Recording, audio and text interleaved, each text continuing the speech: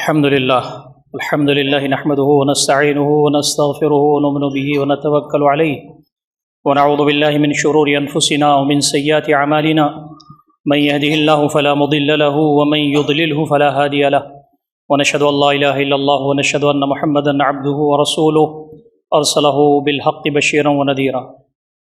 أعوذ بالله من الشيطان الرجيم. بسم الله الرحمن الرحيم.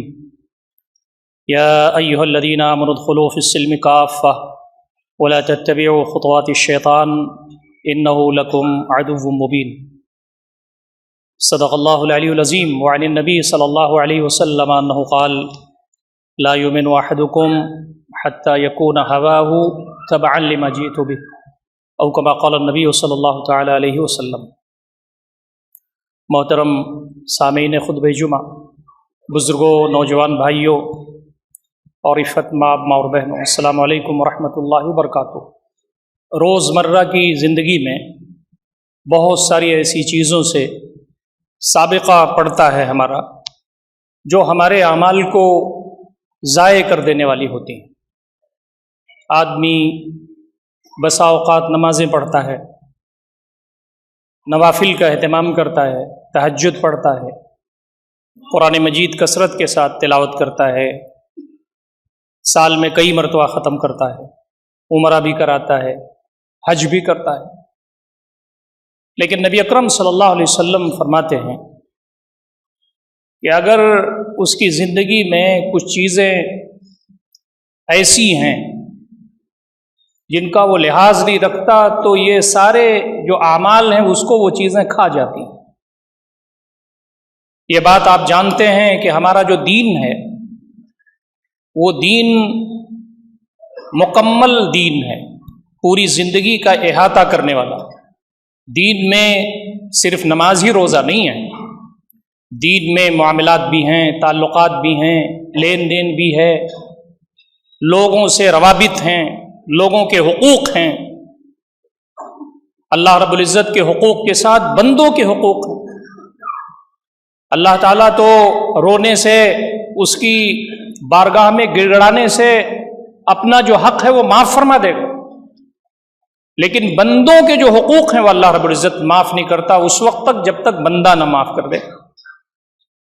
تو بہت ساری چیزوں کا احاطہ تو آج کے خطبے میں نہیں ہو سکتا، لیکن 2-3 چیزوں کا تذکرہ جس میں ہم سب مبتلا ہیں،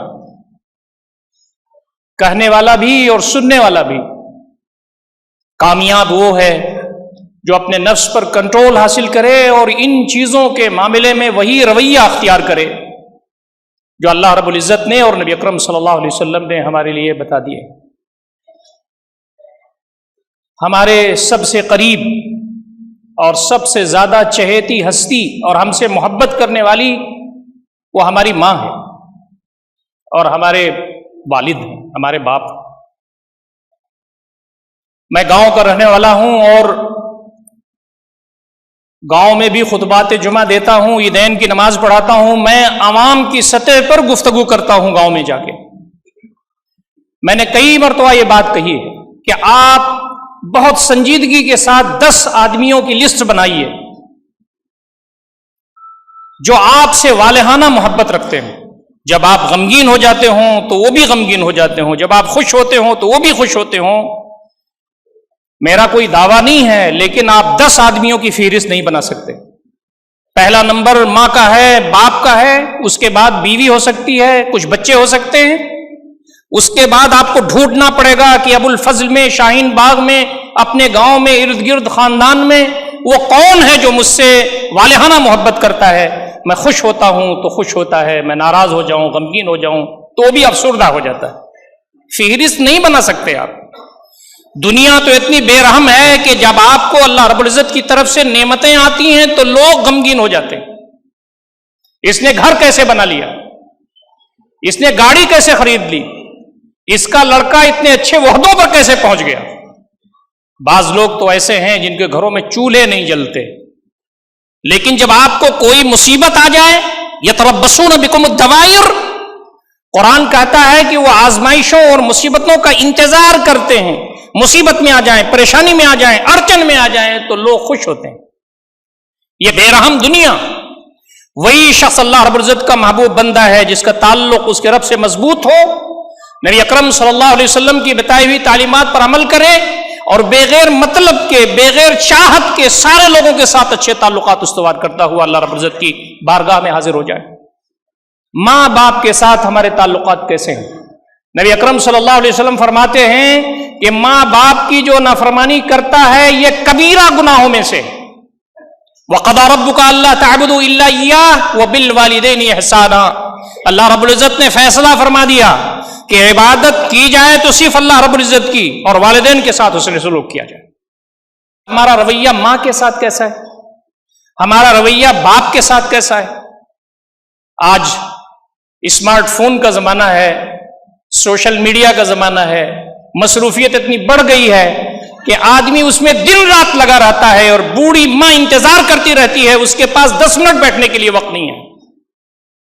باپ پریشان حال ہے، اس کے پاس بچے بیٹھنے کے لیے تیار نہیں ہیں۔ لوگوں سے کہتے ہیں ہمارے لیے دعائیں کرو، جنت کے لیے دعا کرنے والی، جنت کا راستہ بتانے والی، جنت میں لے جانے والی ماں گھر میں موجود ہے، اس کی خدمت کرنے کے لیے آج نوجوان نسل تیار نہیں ہے۔ تو ماں باپ کے ساتھ جو ہمارا تعلق ہے غیر معمولی ہونا چاہیے۔ قرآن مجید نے فرمایا وَلَا تَقُلْ لَهُمَا اُفٍّ وَلَا تَنْهَرْهُمَا، بڑھاپے کی حالت میں اگر ماں باپ تمہارے پاس پہنچ جائیں تو تم ان کو اف تک نہ کہو۔ اف کا مطلب یہ کہ آپ کیا کہہ رہے ہیں، یا آپ مت کہیے، تیوری چڑھ جائے، آدمی کا چہرہ بگڑ جائے، اس کی زبان سے اف نکل جائے، اس کے لیے بھی منع کیا گیا۔ وَلَا تَنْهَرْهُمَا، ان کو نہ جھڑکو، وَقُلْ لَهُمَا قَوْلًا كَرِيمًا، نرم بات کرو۔ وہ جب تک بیٹھنے کے لیے نہ کہیں کھڑے رہو، ان کے سامنے تیز آواز میں مت بولو، اور ان کے سامنے سراپا بچھے رہو۔ وَاخْفِضْ لَهُمَا جَنَاحَ الذُّلِّ مِنَ الرَّحْمَةِ، جیسے پرندے اپنے بچوں کے اوپر رحمت کا بازو بچھائے ہوئے ہوتے ہیں، ویسے ماں باپ کے لیے سراپا رحمت بن جاؤ جب بڑھاپے کے دہلیز پر وہ پہنچ جائیں۔ نبی اکرم صلی اللہ علیہ وسلم ممبر پر چڑھے تو آمین کہا، دوسرے پر چڑھے تو آمین کہا، تیسرے پر چڑھے تو آمین کہا۔ صحابہ نے کہا نئی بات ہے ہمارے لیے، تو آپ نے فرمایا کہ ان میں ایک بات تو یہ ہے کہ جبریل آئے اور انہوں نے کہا کہ کوئی شخص جس کو بڑھاپے میں ماں باپ یا دونوں میں سے ایک ملے اور ان کی خدمت کر کے جنت نہ حاصل کر لے، اس پر لعنت ہو، تو میں نے آمین کہا۔ دوستوں اور ساتھیوں، آج کے اس دور میں ہم ماں باپ کی قدر نہیں پہنچاتے، یہ کبائر میں سے ہے۔ جس کے ماں باپ اگر ناراض ہیں اس کے لیے جنت نہیں مل سکتی، یہ نصوص قرآنی اور نبی اکرم صلی اللہ علیہ وسلم کی حدیث سے ثابت ہے۔ تم چاہے ان کے لیے مسجد بناؤ، چاہے ان کے لیے یتیم خانہ بناؤ، ان کے مرنے کے بعد ماں باپ اگر کسی سے ناراض ہیں اور اسی حالت میں ان کی وفات ہو گئی تو بہت مشکل ہے۔ یہ ماں باپ ہیں جو اپنے بچوں کے لیے اپنی زندگیاں داؤں پر لگا دیتے ہیں، یہ کھاتے نہیں اپنے بچوں کو کھلاتے ہیں۔ ماں بھیگے ہوئے جگہ پر خود سوتی ہے، اپنے بچے کو نہیں سلاتی۔ ماں پیٹ میں رکھتی ہے، پریشانیوں کے عالم میں زندگی گزارتی ہے، موت و حیات کی کشمکش میں اس کو جنتی ہے، دودھ پلاتی ہے، دعائیں کرتی ہے کہ میرا بچہ پھلے اور پھولے۔ لیکن یہی لڑکا جب بڑا ہوتا ہے تو ماں کو جھڑکتا ہے، ماں کو برا بھلا کہتا ہے۔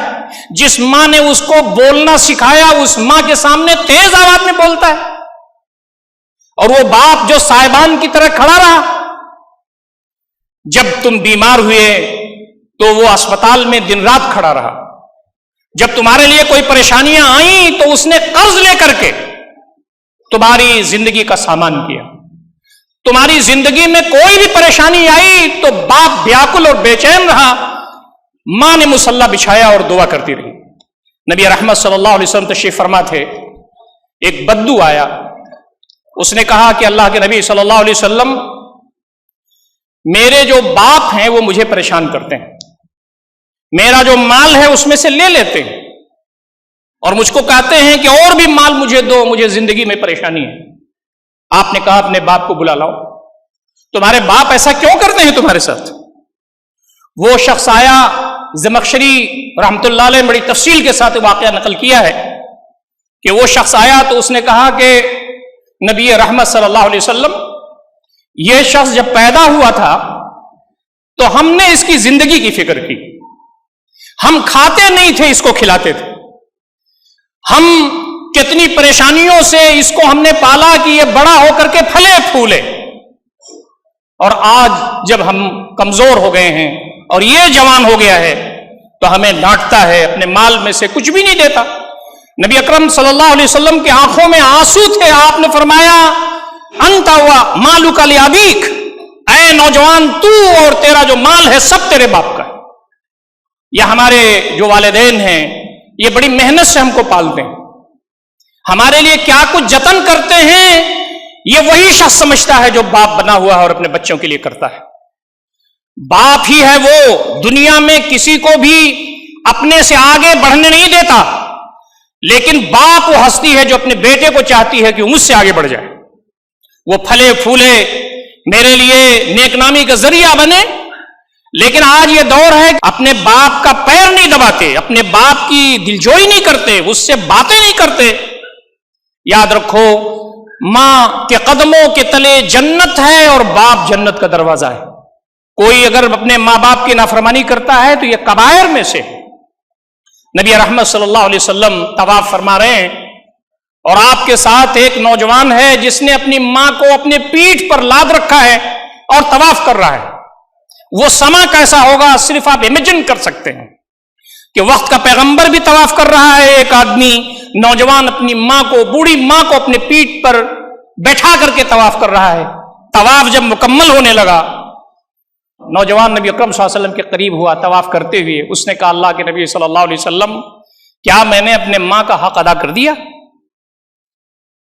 تو نبی اکرم صلی اللہ علیہ وسلم نے فرمایا نوجوان تیری ولادت کے وقت تیری ماں کو جو تکلیف ہوئی تھی اس کی ایک چیخ کے برابر بھی ابھی تو نے ادا نہیں کیا. ماں وہ ہوتی ہے جو بچے کو پالتی ہے، بے حساب دودھ اڈیل دیتی ہے کہ یہ تنومند رہے، فکر مند ہوتی ہے. بچہ نظروں سے غائب ہوتا ہے تو بے چین ہو جاتی ہے. محلے میں کھیلتے ہوئے اگر کہیں غائب ہو جائے تو ماں کی حالت آپ دیکھیں. یہ وہ ہستیاں ہیں جو ہمیشہ اس فکر میں رہتی ہیں کہ ہم دنیا میں پھلیں اور پھولیں، ان کے قدموں میں بیٹھنا، ماں باپ کے ساتھ دلجوئی کرنا، ان کی ضرورتوں کو پوری کرنا. یہ ذمہ داری نئی نسل کی ہے، ہر نوجوان کی ہے، چاہے وہ نوجوان مرد ہو یا عورت ہو. اگر کسی نے اس سلسلے میں لاپرواہی کی تو وہ کبیرہ گناہ کا مرتکب ہو رہا ہے. یہ نمازیں کام آنے والی نہیں ہیں، یہ روزے کام آنے والے نہیں ہیں، یہ حج و زکوٰۃ کام آنے والا نہیں ہے. ماں باپ اس دنیا سے ایسا رخصت کیجئے کہ وہ ہمارے لیے دعائیں کرتے ہوئے جائیں. ایک نوجوان نے پوچھا کہ اللہ کے نبی صلی اللہ علیہ وسلم ہم نے اپنے ماں باپ کی کافی خدمت کی، مال لا کر کے ان کو دے دیتا ہوں، اسباب لا کے دے دیتا ہوں، جو بھی میرے پاس ہے ان پر نشاور کرتا ہوں، میں ان کے لیے خیر ہی خیر سوچتا ہوں، کیا میں نے حق ادا کر دیا؟ نبی رحمت صلی اللہ علیہ وسلم نے فرمایا کہ تم حق ادا کیسے کر سکتے ہو؟ انہوں نے تمہاری خدمت کی، مال و اسباب تمہارے اوپر نشاور کیا تاکہ تم زندہ رہو. تم ان کے ساتھ اچھے برتاؤ اس لیے کر رہے ہو کہ ان کا خاتمہ بالخیر ہو جائے. برابر کیسے ہو سکتا ہے؟ دوستوں اور ساتھیوں، یہ جو صورتحال ہے یہ غیر معمولی ہے.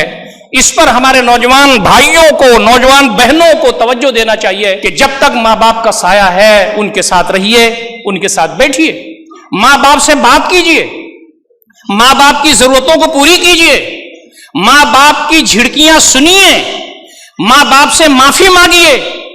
اور اگر ماں باپ اس دنیا سے چلے گئے ہیں تو ماں باپ کے لیے دعائیں کیجیے. نبی اکرم صلی اللہ علیہ وسلم فرماتے ہیں اذا مات ابن آدم انقطع عمله الا من ثلاث صدقۃ جاریہ اور علم ينتفع به اور ولد صالح يدعو له. انسان مر جاتا ہے، اس کا عمل رک جاتا ہے، لیکن تین چیزیں ایسی ہیں کہ مرنے کے بعد بھی اس کو ثواب ملتا رہتا ہے. صدقہ جاریہ کر دیا، مسجد بنا دیا، مدرسہ بنا دیا، یتیم خانہ بنا دیا، یا کوئی علم اور نالج دے دیا جس سے لوگ فائدہ اٹھاتے ہیں. اور نبی اکرم صلی اللہ علیہ وسلم نے فرمایا کہ او ولد صالح يدعو له، نیک اولاد جو دعائیں کرے. نیک اولاد میں لڑکا بھی ہے اور لڑکی بھی ہے. نبی اکرم صلی اللہ علیہ وسلم فرماتے ہیں بندہ کہے گا کہ بار الہ تو نے بڑی نعمتوں میں مجھے رکھا تھا، آج میں اس سے بڑی نعمتوں میں ہوں. اللہ رب العزت فرمائیں گے کہ تمہاری نیک اولاد نے تمہارے لیے دعا کی. یہ حق ہے ہمارے والدین کا، جب تک زندہ رہیں ان کے ساتھ اچھا برتاؤ کریں. माँ का डांटना, बाप का डांटना, माँ बाप की फिटकार, ये सब हमारे लिए रहमत है। माँ बाप कभी भी हमारा बुरा नहीं समझ सकते, जुबान से कुछ कहने, दिल में हम ही हैं उनके, माफी मांगिए, जब तक जिंदा हैं उनकी खिदमत कीजिए। अगर माँ बाप इस दुनिया से रुखसत हो गए हैं तो उनके लिए दुआएं कीजिए। रब्बिरहमहुमा कमा रब्बयानी सगीरा, अल्लाह रब्बुल इज्जत उनके साथ तो वैसे ही बर्ताव करना जैसे उन्होंने, हम जब छोटे थे हमारे साथ उन्होंने बर्ताव किया था।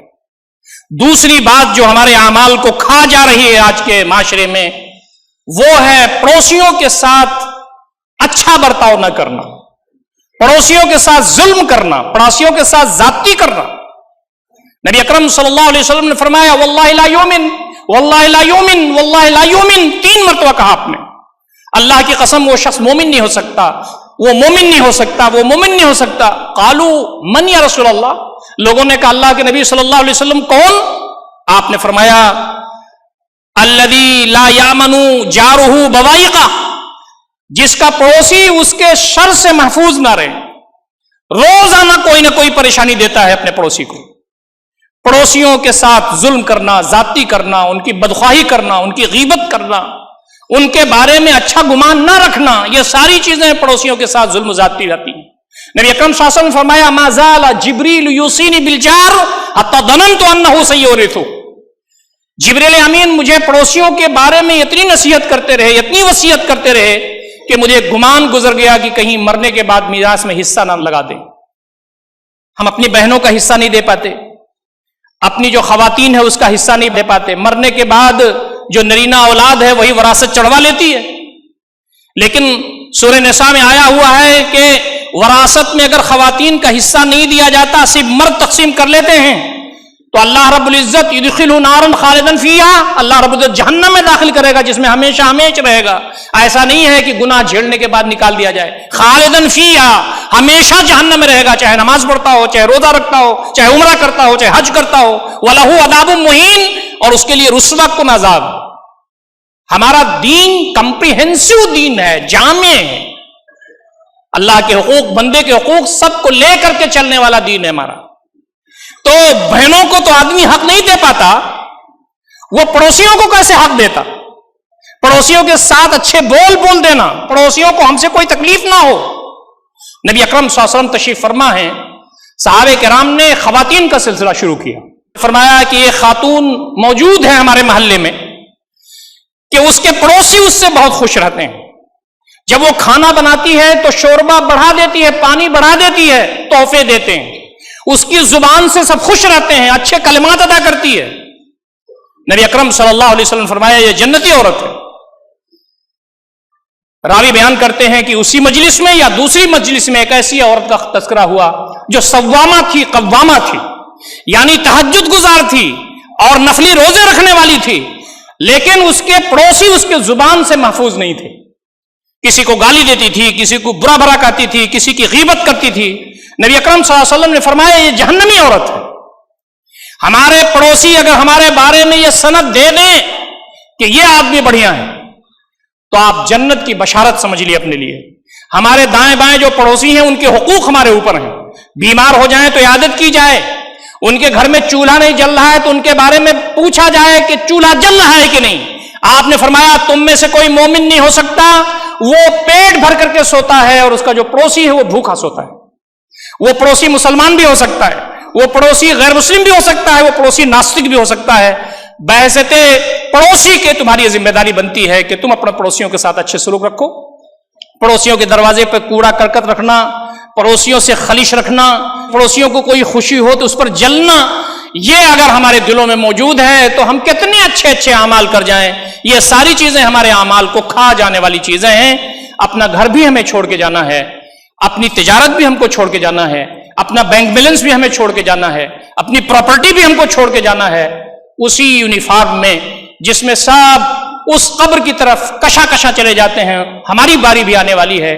जब तक रहिए खुश खुर्रम रहिए, खूबसूरती के साथ मोहब्बतें बांटिए, लोगों के लिए सरापा रहमत बनिए, वरना जो अमाल हैं इसको जाया कर देने वाली चीज शैतान हमेशा लगा हुआ है जो हमारे नफ्स को बेदार करता रहता है।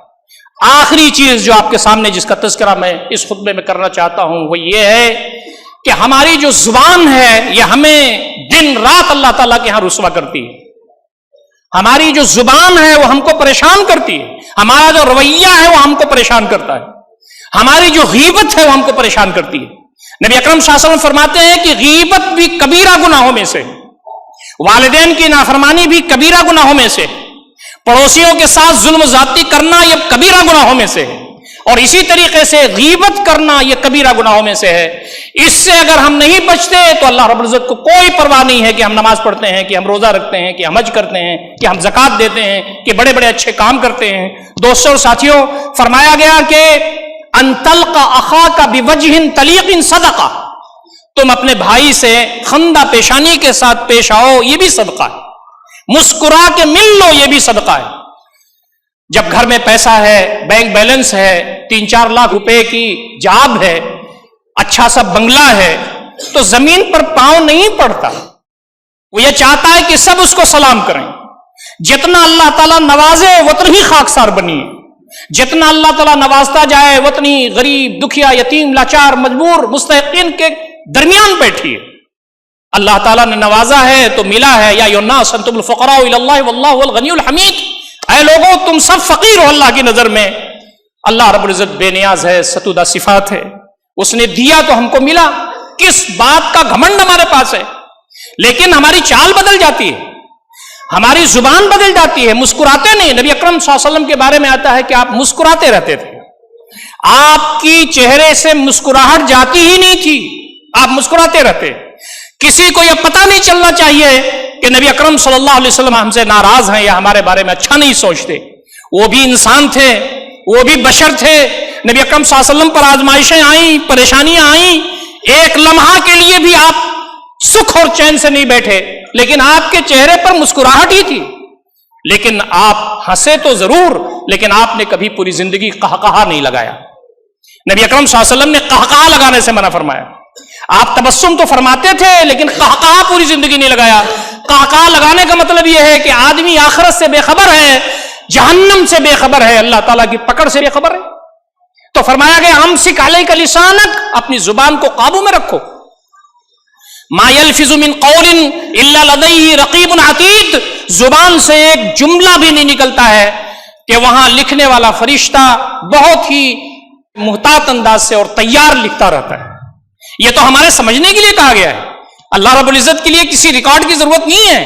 وہ تو کہے گا کہ ریکارڈ چل جا تو ریپلے شروع ہو جائے گا. آج جو ٹیکنالوجی آگے بڑھ رہی ہے وہ ہم کو سمجھنے میں آسانی کر رہی ہے، لیکن ابھی جو لوگ زندہ رہیں گے ابھی بہت کچھ دیکھیں گے کہ زمین پر ٹیکنالوجی کتنا بڑھے گی.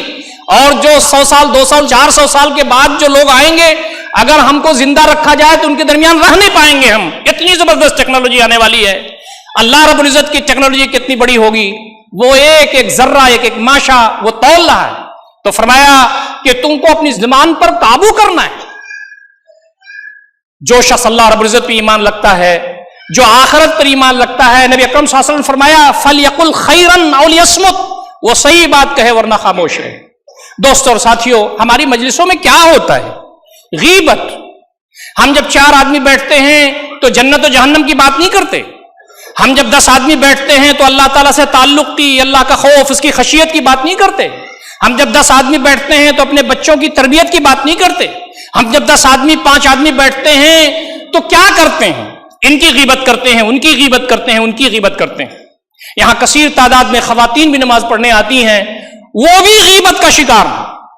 خواتین کے بارے میں یہ بات مشہور ہو گئی ہے، پتہ نہیں کتنا صحیح ہے، کہ خواتین باتیں بہت زیادہ کرتی ہیں لیکن ان کا جو اکثر حصہ ہوتا ہے وہ دوسروں کے سلسلے میں ہوتا ہے. یہ مرد بھی کثرت کے ساتھ باتیں کرتے ہیں.